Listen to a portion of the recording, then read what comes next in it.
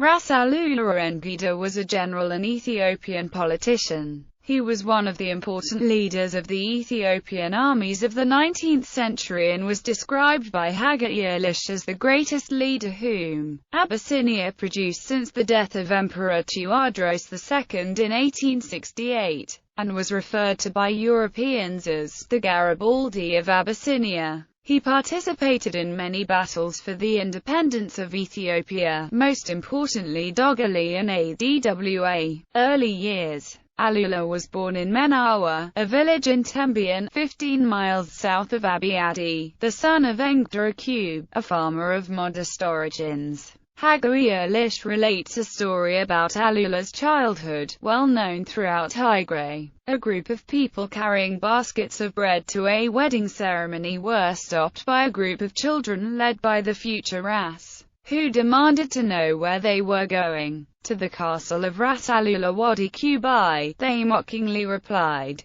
Thereafter, concludes Eilish, his friends and the people of Manawa nicknamed him Ras Alula. At first Alula attached himself to the distinguished Ras Alula, hereditary chief of Endete, who was lord of the land his father farmed. Before long he gained the attention of Ras Alula's successful nephew, Dejazmish Kasa Mercha, who made him his elfin calquet. Eilish records an oral tradition that the young Alula distinguished himself by being the one who captured Tekel Georgius in the battle where Emperor Johannes crushed his opponent. In spite of his humble backgrounds, Alula succeeded in climbing the ladder of the feudal hierarchy. He had 3 children by his first wife Waziro Betweta. However, in order to enhance his position at the imperial court, he divorced his wife and married Waziro Amlisha Araya, daughter of Ras Alula, the powerful and much respected uncle of Emperor Johannes IV.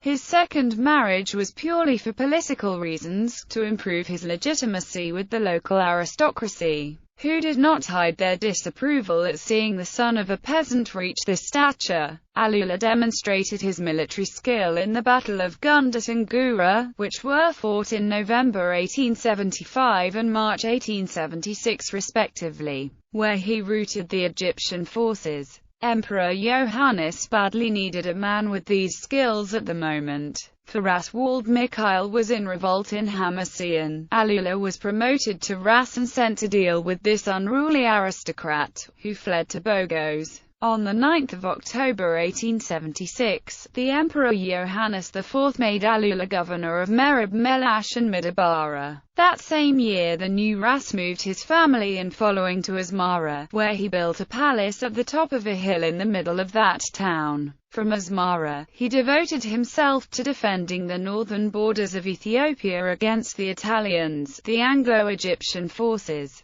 and later the Mahdists. Battle of Kufit. In the Hewitt Treaty, concluded in 1884, the United Kingdom recognized Bogos and Massawa as possessions of Ethiopia in return for Ras Alula's help evacuating the Egyptian garrisons of Amadab, Aljadan, Keren, Gira, and Galabat, which had been isolated by the Mahdists. And because of these successes the British once more asked for his help against the Mahdists under Osman Digna. Ras Alula prepared for his campaign against the Mahdists, despite the opposition of certain local leaders who did not accept his rule. Nevertheless, Alula advanced into the territory of the Bogos, then entered Keren in September 1885, where he stayed for 10 days. Then marched on Kufit. At Kufit, Osman Digna's forces were annihilated, but the Ethiopians also suffered significant losses.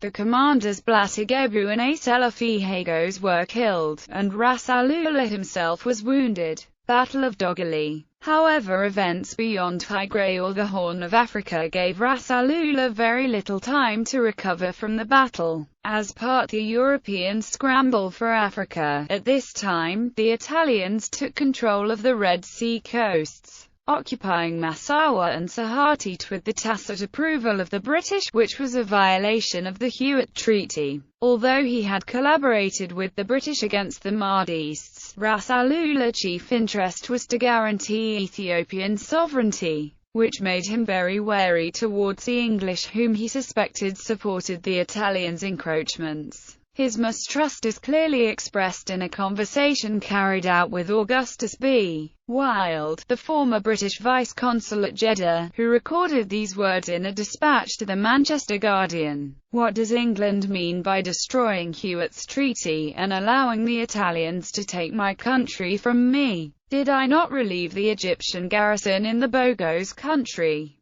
Did I not fight at Kassala when it was too late? Have I not done everything I could? You English used us to do what you wanted and then left us." Upon returning to Asmara, Alula mobilized 5,000 men and marched from Ginda towards Sahati. It is unclear whether Ras Alula was acting on his own initiative in this instance, or at the orders of his emperor. Discussing the battle later, he insisted that he was following orders. Contemporary Ethiopian documents support Ras Alula's claim. However, in a 9 March 1887 letter to Queen Victoria, Emperor Johannes wrote that his general had first spent 2 weeks investigating the Italian presence, then demanded that the Italians either evacuate their positions outside of Massawa or fight. Before attacking the Italians, he notified Emperor Johannes of his intentions, which is expressed to Harrison, who had accompanied the Admiral Hewitt during the negotiations of the treaty, declaring to him that the British had not honored their word. To Marco Polo Bay, Ras Alula wrote that the Italians were in Massawa, and to the consul Suman de France, he warned that he would destroy the Italian forces if they did not leave Abyssinian territory. But the Italians believed that it was the divine will that the Italians come to Massawa. In October 1886, the forces of Alula appeared near Sahati and Massawa. By December 1886, confrontation with the Italians was inevitable. The first clash took place the 25th of January 1887 at Sahati, where the Ethiopians were repulsed with heavy casualties. Alula rallied his troops and the next day annihilated the Italian relief column at Dogali. The commander of the Italian forces, Colonel Tommaso de Cristofori, was killed in this battle, along with 400 soldiers and 22 officers. Battle of Galabut.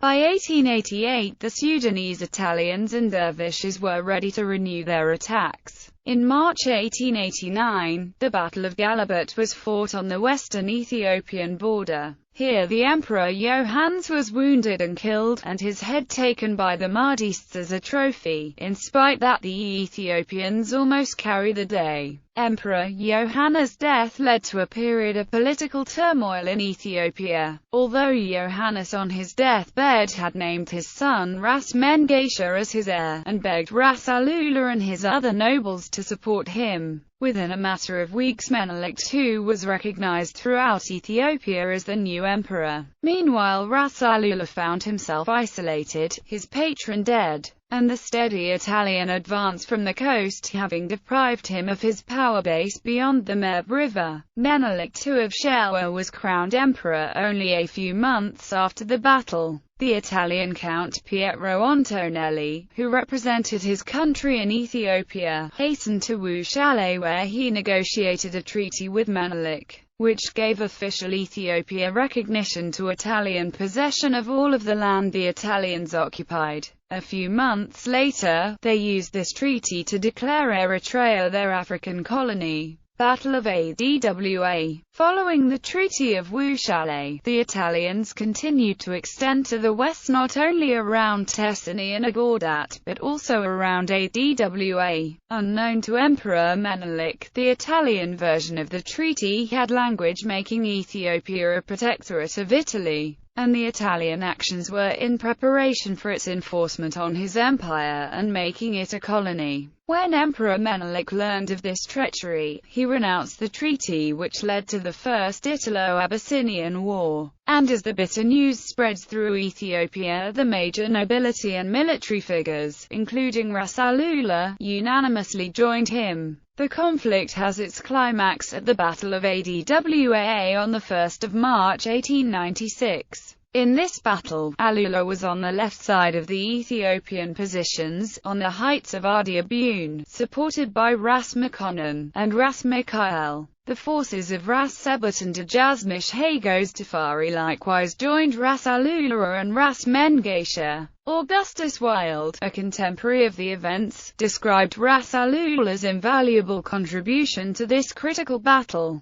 The Abyssinians never expected to be attacked, and the Italian advance would have been a complete surprise, had it not been for Ras Alula, who never believed the Italian officials, and would never trust them. 2 of his spies observed the Italians leave Anticio, and arrived by a circuitous route, and informed Ras Alula, who was 1 mile to the north of Adwa, that the enemy was on the march to Adwa. The Ras immediately informed King Menelik and the other leaders, and the Abyssinians prepared for battle, sending out strong scouting parties in all directions in front of their positions towards Anticio. During the battle itself, Ras Alula was assigned to watch the Gasgri Pass and block the arrival of Italian reinforcements coming from Adwa. Death. Ras Alula could not rest after this victory. Less than a year later, on the 15th of January 1897, he fought against an old rival, Ras Hagos of Tembian. Although Ras Alula was victorious and Ras Hagos killed, Ras Alula was wounded by a gunshot wound in the leg,